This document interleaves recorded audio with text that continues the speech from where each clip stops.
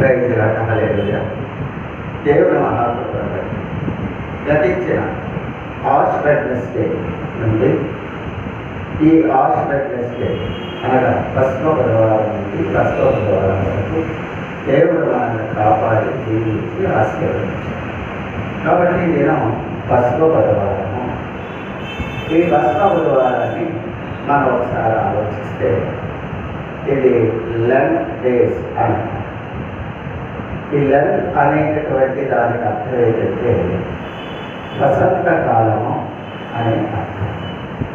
ఎండిపోయినటువంటి భూమి అది నెరవేర్చి చక్కగా మరల అందులో వేసినటువంటి విత్తనం మొలకెత్తి పైకి మరి వచ్చేటటువంటిది అనగా ఆ విత్తనము భూమిలో పడి అది మొలకెత్తి లేచి అది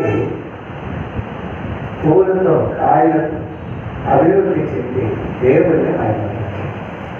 కాబట్టి వసంతకాలంలో ఆకులన్నీ రాచి మరలా నూతనమైనటువంటి చిగురులతో చిగురించేటటువంటి ఒక మంచి ఆధ్యాత్మికమైనటువంటి జీవితం.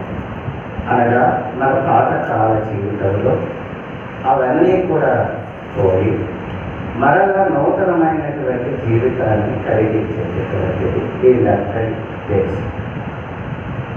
అయితే దీన్ని 325వ సంవత్సరంలో కాన్స్టాంటినోపుల్ అనేటటువంటి చక్రవర్తి నైసియా అనేటటువంటి దానిలో దీనిని ఏర్పాటు చేసి క్రైస్తవ సమాజముగా కూడి ఉన్నటువంటి విధానంలో అక్కడ క్రైస్తవ జీవితానికి ఒక మంచి విలువైనటువంటిది తీసుకురావాలని ఈ 40 దినములో ఉపవాసాన్ని ఏర్పాటు చేశారు.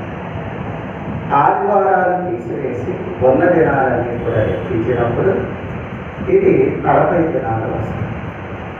ఈ 40 దినాల్లో దేవుడు తన మహాకృపను బట్టి ఆశీర్వదించి దీవించి దానికి ఈ కాన్స్టెంట్ అనేటటువంటి చక్రవర్తి చేసినటువంటి దీనిని గ్రెగరీ అనేటటువంటి బిషప్ ఏం చేశారంటే దీనిని బలపరిచి ఈ 40 దినాలు క్రైస్తవ సంఘములో ఏర్పాటు చేసి దీన్ని ఆచరిస్తే మానవ జీవితానికి ఒక గుర్తింపు ఉంటుంది అన్నటువంటి విషయం. మనిషి సంఘానికి వస్తూ పోతూ